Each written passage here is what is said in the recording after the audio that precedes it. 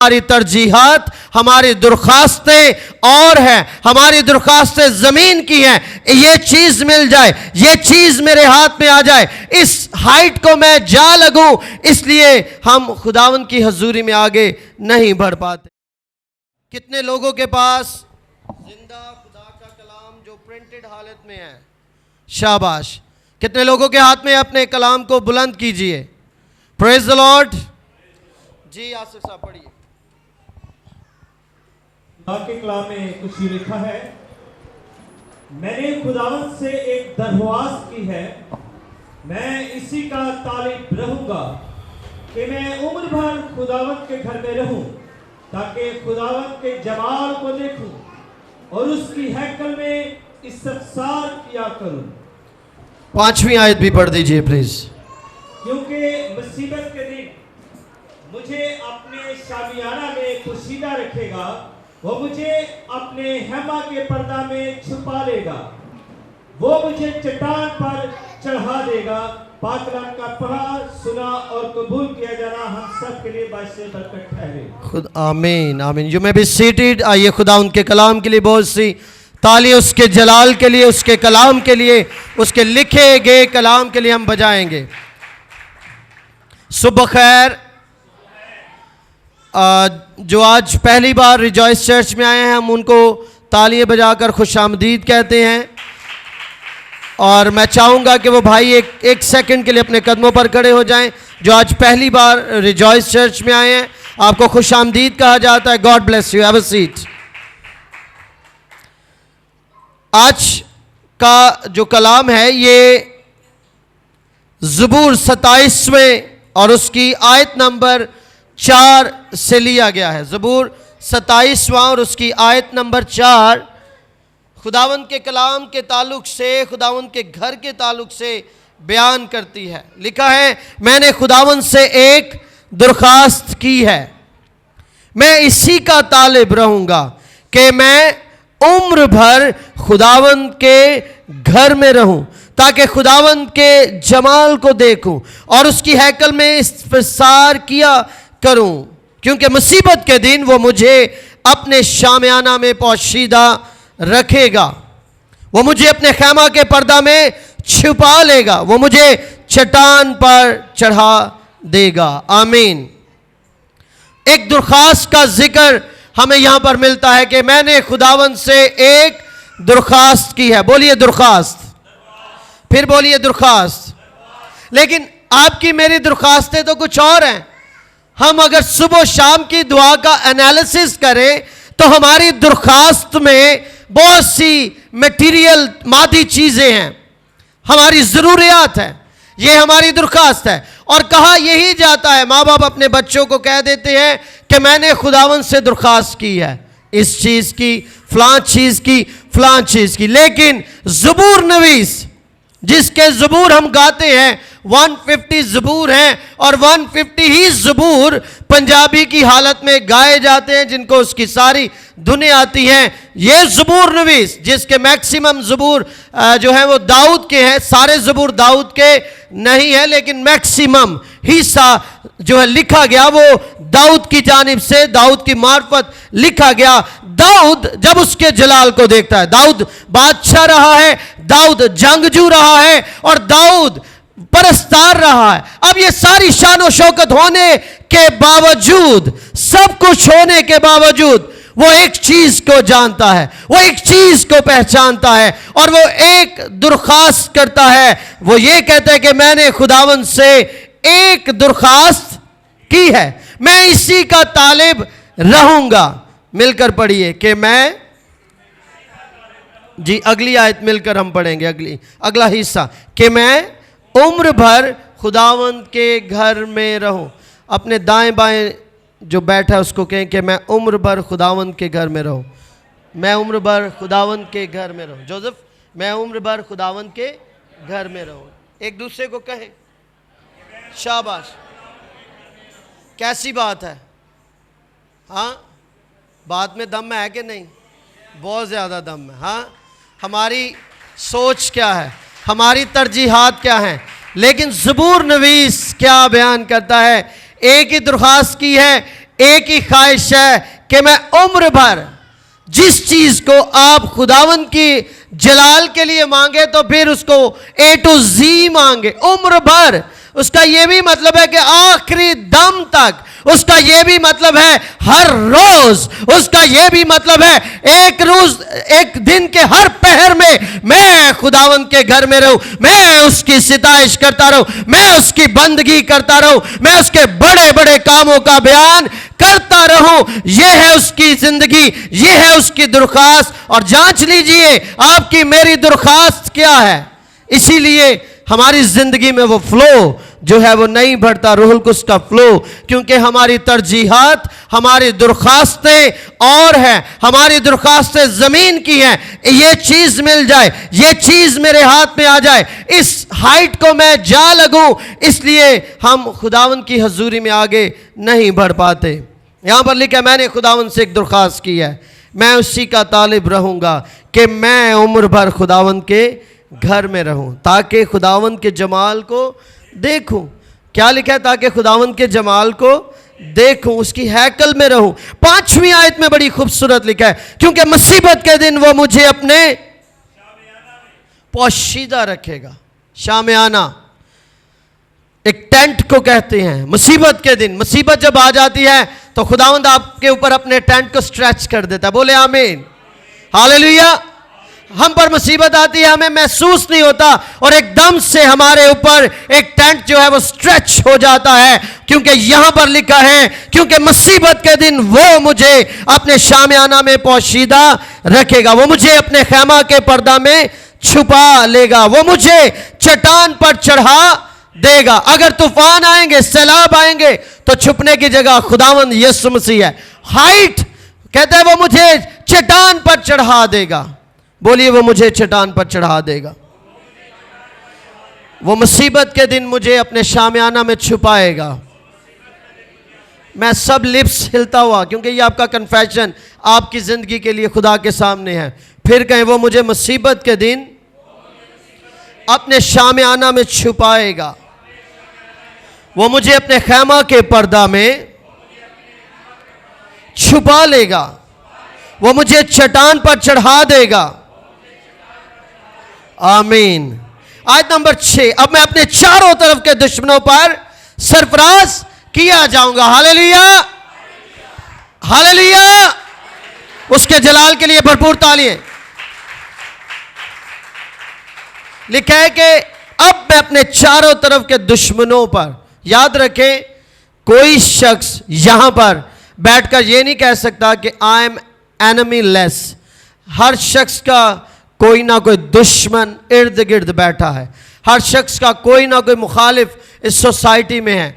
और यहां पर लिखा है अब मैं अपने चारों तरफ के दुश्मनों पर। अब ये वो शख्स है जो दरिंदों के साथ भी लड़ा है, जो शेरों के साथ लड़ा है, और जिसने शेरों के मुंह से अपनी भेड़ों को बचाया है, और उसके बाद साउल इसका दुश्मन रहा है। अगरचे इसने कभी साउल पर हमला नहीं किया, तो भी साउल इसका दुश्मन था। तो लिखा है कि अब मैं अपने चारों तरफ के दुश्मनों पर सरफराज किया जाऊंगा। मैं उसके खैमा में खुशी की कुर्बानियां गुजरानूंगा, मैं गाऊंगा, मैं खुदावंद की मदा सराई करूंगा। खुदावंद मेरी आवाज सुन, मैं पुकारता हूं, मुझ पर रहम कर और मुझे जवाब दे। सो खुदावंद के घर की बात हो रही है कि उसने दरख्वास्त ये की है कि मैं खुदावंद के घर में रहूंगा, मैं उसकी हैकल में रहूंगा।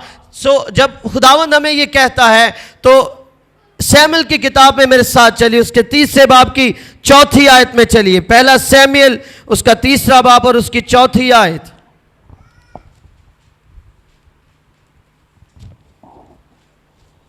जी जल्दी से पढ़ने में रहनुमाई करें। सैमुएल की कौन सी किताब है? पहली, उसका और उसकी आयत नंबर 4, बल्कि 3 आयत से पढ़ेंगे। और खुदा का चिराग अब तक बुझा नहीं था, और सैमुएल खुदावंद की हैकल में जहां खुदा का सदूक था लेटा हुआ था, तो खुदावंद ने सैमुएल को पुकारा। उसने कहा मैं हाजिर हूं, और वो दौड़कर एली के पास गया और कहा तूने मुझे पुकारा, सो मैं हाजिर हूं। पूरी आयत पढ़ दें आगे भी। उसने कहा, मैंने नहीं पुकारा, फिर लेट जा। सो वह जाकर लेट गया। आमीन। सैमुएल ने दाऊद को मखसूस किया था, आपको याद है? सैमुएल ने किसको मखसूस किया?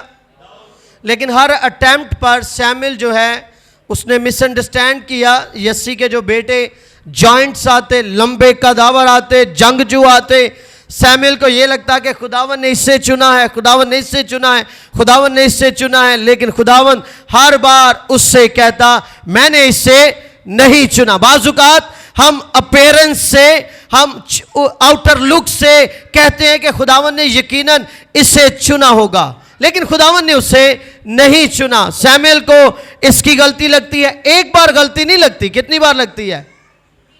हाँ, कितने यस्सी के टोटल बच्चे थे? तो गलतियां कितनी हो गई? वो 6 के 6 प्रेजेंट किए गए और 6 ही दफा सैमुएल ने मिसअंडरस्टैंड किया। लेकिन 7वीं बार अब उससे समझ आ गई कि खुदावन ने जिसे कबूल किया है, बुलाया है, वो कुछ और ही चीज है। सो यस्सी से पूछा जाता है और यस्सी कहता है, हाँ मेरा एक बेटा है। So Yassi is not excited about David. वो डेविड के लिए जरा भी पुरजोश नहीं है, क्योंकि डेविड कैसा दिखने में है? कदावर नहीं है, वो दिखने में जॉइंट नहीं है, वो जंगजू नहीं लगता, और उसकी अपीयरेंस जो है वो जस्ट नौजवान की तरह की है। लेकिन दाऊद को बुलाया जाता है, दाऊद को मखसूस किया जाता है। दाऊद का हवाला हमने 27वें बाब की 4थी आयत में पढ़ा है कि मैंने खुदावन से एक दरख्वास्त की है कि मैं उम्र भर खुदावन के घर में रहूं। उसके अनॉइंट करने वाले सैमुएल पर अब हम पहुंचे हैं। सैमुएल खुदा से लिया गया और खुदा को वापस कर दिया गया। बोले आमीन, बोले आमीन।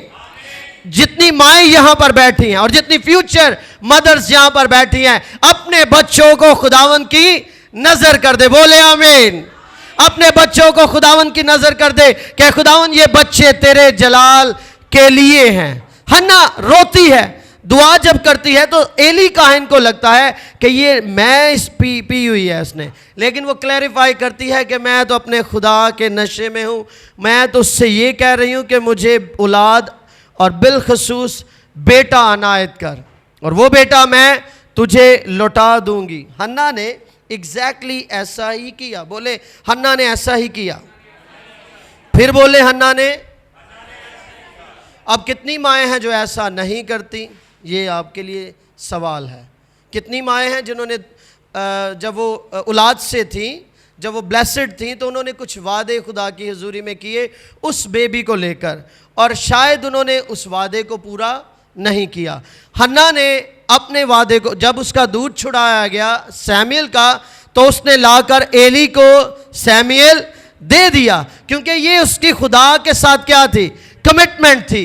वो लोग जो अपनी कमिटमेंट निभाते हैं उनके बच्चे कहीं भी नाकाम नहीं होते, उनके बच्चों के रास्ते में रुकावटें नहीं आती, उनके बच्चे एग्जैक्टली कामयाब होते चले जाते हैं, क्योंकि उनकी माँ ने, उनके बाप ने उनके लिए कुछ खुदा के साथ कमिट किया था। जब वो पूरा कर देते हैं तो उनके बच्चों की रुकावटें दूर हो जाती है। सैमुएल खुदा के घर में मौजूद है, सैमुएल खुदा की उस प्रेजेंस में मौजूद है, सैमुएल उस एटमॉस्फेयर में मौजूद है जिसमें वो खुदा की आवाज को ज्यादा सुन सकता है। बाज़ औक़ात हम होते खुदा के हैं लेकिन खुदा की आवाज नहीं सुन सकते। ये जिस्म का एक हिस्सा है कान, जो समात करते हैं, जो सुनवाई का काम करते हैं।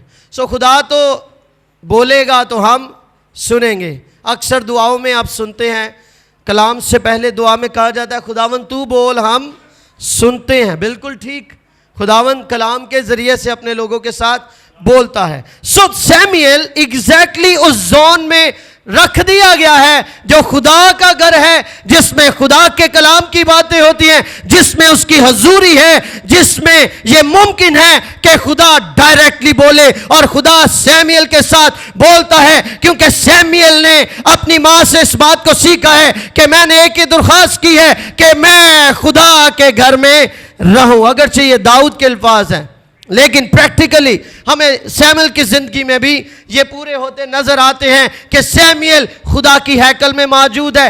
उसी हैकल में बदकारी होती है, उसी हैकल में गलत काम हो रहे हैं, लेकिन उसी हैकल में Samuel right at that place, आमीन, उसी जगह पर अपने खुदा की आवाज को सुन रहा है। सो मत कहें कि किसी के गलत होने से आपकी जो अनॉइंटिंग है उस पर फर्क पड़ता है, कभी भी नहीं पड़ता। अगर आप बुलाए गए हैं, अगर आप अनॉइंटेड वन हैं, तो right at that moment, right at that place, उसी जगह पर खुदा आपसे बात करेगा, खुदा भेद आप पर खोलेगा, खुदा बताएगा कि मैं तेरा हूं और तुझसे ये काम लेना चाहता हूं। सैमुएल की किताब के 3 बाब की 30 आयत में पढ़ा गया है, और खुदा का चिराग अब तक बुझा नहीं था। दुआ करें कि आपकी जिंदगी में खुदा का चिराग अब तक ना बुझे, आमीन। लिखे ना, खुदा का चिराग अब तक नहीं बुझा था। दुआ करें कि आपकी जिंदगी में उसका चिराग कभी मध्यम ना पड़े, बोले आमीन। दुआ करें कि खुदावंद मेरी जिंदगी में तेरा नूर चमकता रहे। जब नूर चमक रहा है, जब लिट जल रही है, तो उम्मीद है, तो काम होगा। अभी तक चिराग नहीं बुझा। सैमुएल सोया तो हुआ है, लेकिन वैसे सोया है कि he is ready to listen. और लिखा है खुदा का चिराग अब तक बुझा नहीं था, और सैमुएल खुदावंद की हैकल में, किधर जी? खुदावंद की हैकल में। दाऊद की क्या दुआ है, दरख्वास्त क्या है दाऊद की? बोले, पूरी आयत पढ़ा करे। क्या उसकी दरख्वास्त है कि मैं उम्र भर, जोसेफ जाए नीचे, आप खुदावंद के घर में रहूं, ये उसकी दरख्वास्त है। और यहां पर सैमुएल जो उसका टीचर है, वो खुदा की हजूरी में है, और लिखा है कि अब तक खुदावंद का चिराग नहीं बुझा, और सैमुएल खुदावंद की हैकल में जहां खुदा का संदूक था लेटा हुआ था। अब देखिए वो लेटा कहां हुआ है? जहां खुदा का संदूक था। तो खुदावंद ने सैमुएल को पुकारा। अब ये बात ऑब्वियस है कि खुदावंद ही ने पुकारा है, अगरचा वो बार बार 2 बार एली काहिन को, अपने उस्ताद को, अपने राबर को उठाता है कि क्या तूने मुझे बुलाया? वो कहता नहीं, मैंने नहीं तुझे बुलाया। फिर 3री बार एली काहिन कहता है, अब वो तुझे पुकारे तो क्या कहना? मैं हाजिर हूं। अब वो तुझे पुकारे तो क्या कहना? या तेरा बंदा सुनता है। क्या लिखा हुआ है जी? एग्जैक्टली वर्ड्स क्या है? कौन सी आयत है जी? 9वीं आयत। और इसलिए एली ने सैमुएल से कहा, जा लेट रह, और अगर वो तुझे पुकारे तो कहना, ए खुदावंद फरमा, क्योंकि तेरा बंदा सुनता है। आप सब मिलकर, हम सब मिलकर कहेंगे, ए खुदावंद फरमा, क्योंकि तेरा बंदा सुनता है। फिर कहें, ए खुदावंद फरमा, क्योंकि तेरा बंदा सुनता है। हालेलुया। आइए उसके जलाल के लिए बहुत सी ताली बजाएं। वो अजीम खुदा है। आज जरूरत है कि हमारे कान हमारे खुदा पर लग जाएं, हम इधर उधर की आवाजें ना सुने, हम अपनी क्रिएटेड आवाजें ना सुने कि खुदा ये कह रहा है। नहीं, वही जो खुदा कहेगा वही हम करेंगे। करेंगे कि नहीं? रिजॉइस चर्च बताइए, रिजॉइस चर्च पीछे तक, वो हम करेंगे कि नहीं? आमिन नौरीन। 19 तारीख, God bless you. Yes, hallelujah. अब आप सोचेंगे 19 तारीख को की है। हाँ, 19 तारीख को क्या है? वही जो होता है, वही जो बेटियां ब्याही जाती हैं और अपने घर में। सो आप दुआ कीजिए इनके लिए कि खुदा इन्हें ब्लेस करे। लेकिन इससे पहले ए खुदावन फरमा, तेरा बंदा सुनता है। ये अहम बात कि खुदावन हमारी ज़रिया से बोले, और जिनके साथ खुदा बोलता है, जब वो बोलते हैं तो वो दिलों को कलाम जो है क्या करता है? तोड़ता है, दिलों को चकनाचूर करता है, बड़ी चट्टानों को तोड़ता है। मेरे साथ एक और ज़बूर निकालिए, 84वां ज़बूर। खुदावंदा तू लश्करांदा खुदा। बहुत ज़बरदस्त ज़बूर है, 84वां ज़बूर, 84, साम 84, उसकी 3री आयत। और ना सिर्फ इंसान, यहाँ पर एक और मखलूक हमें ये कहती मिलती है, ये फरमाती मिलती है। पढ़िए जी। लश्करों के खुदावंद, ऐ मेरे बादशाह और मेरे खुदा, तेरे मजहबों के पास गोलियां ने अपना आशियाना और अबाबील ने अपने लिए घोंसला बना लिया, जहां वो अपने बच्चों को रखे। आमीन। क्या लिखा है जी? ज़बूर नवीस क्या फरमाते हैं? ए लश्करों के खुदावंद, ऐ मेरे बादशाह, ऐ मेरे खुदा, तेरे मजहबों के पास। आमीन। किसने आशियाना बनाया है? गोरिया ने अपना आशियाना और अबाबील ने अपने लिए घोंसला बना लिया है। परिंदे अपने घोंसले खुदावंद के मज़बों के पास बना रहे हैं। कौन बना रहे हैं जी? परिंदे। और दाऊद इसीलिए 27वें ज़बूर 4 आयत में कि मैंने खुदावंद की हुजूरी में फरियाद की है, दरख्वास्त की है, और मैं इसी बात का तलबगार हूं कि मैं उम्र भर खुदावंद के घर में रहूं। खुदावंद के घर में प्रोटेक्शन है, खुदावंद के घर में मुहाफ़ज़त है, खुदावंद के घर में आप जल्द रिकवर हो जाते हैं। मैं यूं कहूंगा कि कोई रिकवरी आपकी अगर नहीं हो रही, कोई आपका सेल्फ जो है वो रिस्टोर नहीं हो रहा। कितने लोग हैं बाज़ुकात वो फंस जाते हैं, रिस्टोर नहीं हो पाते। मैं हिस्ट्री में बहुत दफ़ा अटका हूँ, बड़ा लंबे लंबे अरसे, जिसको कहते हैं ना कि बंदा बस कलाम पढ़े और समझ ना आए और दुआ करे और दुआ ना सुनी जाए।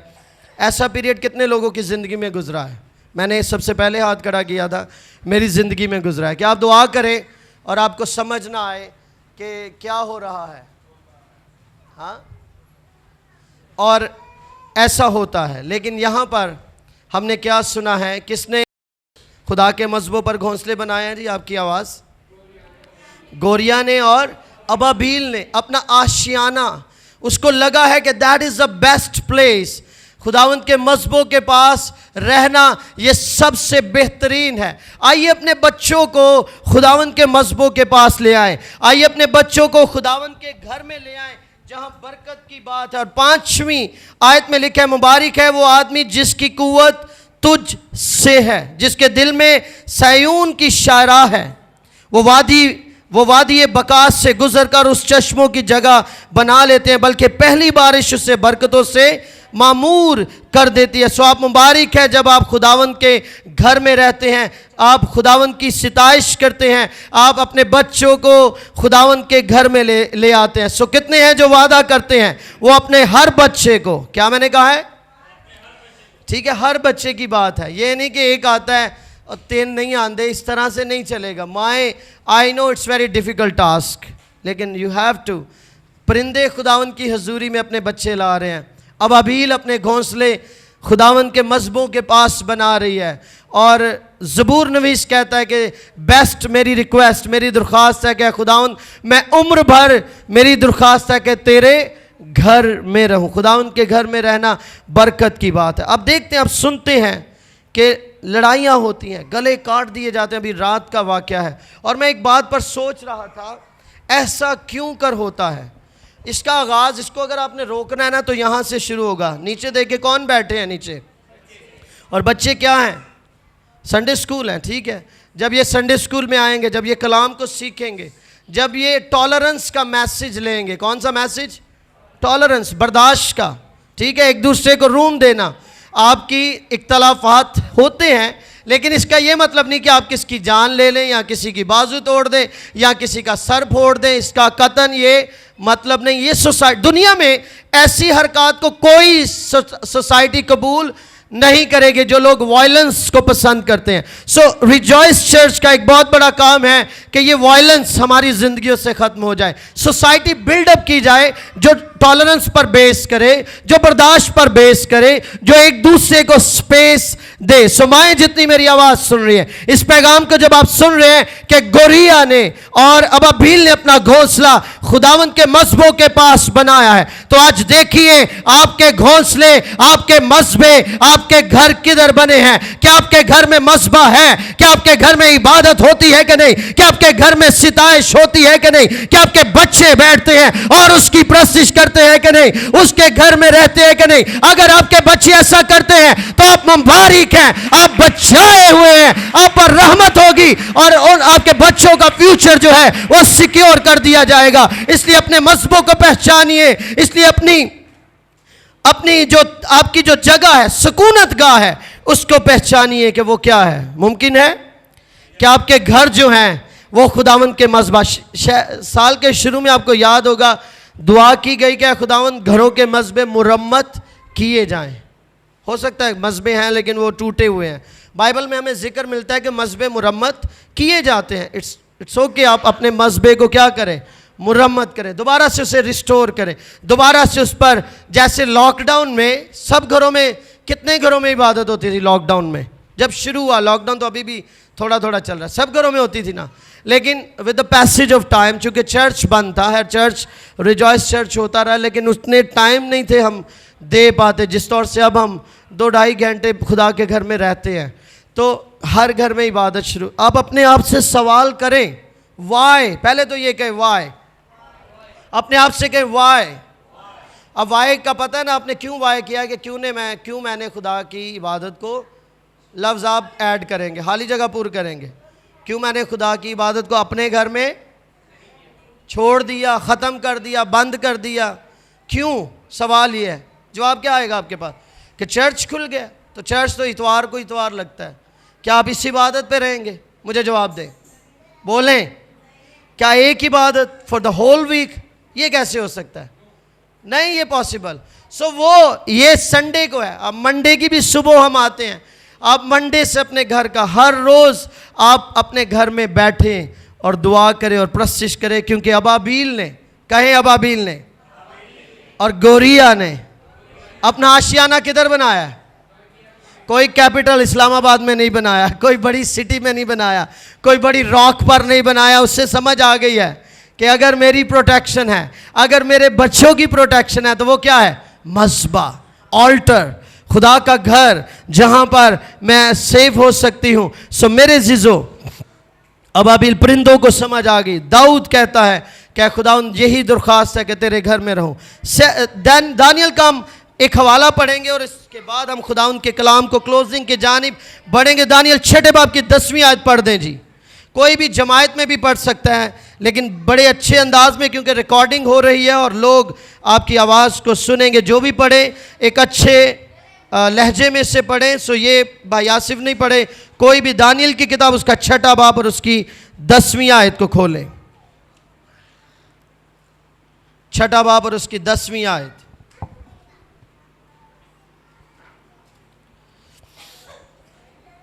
जी, जमायत में से कोई भी पढ़े, जो पढ़े वो पहले हाथ खड़ा करे ताकि वीडियो वाले भाई उनकी तरफ।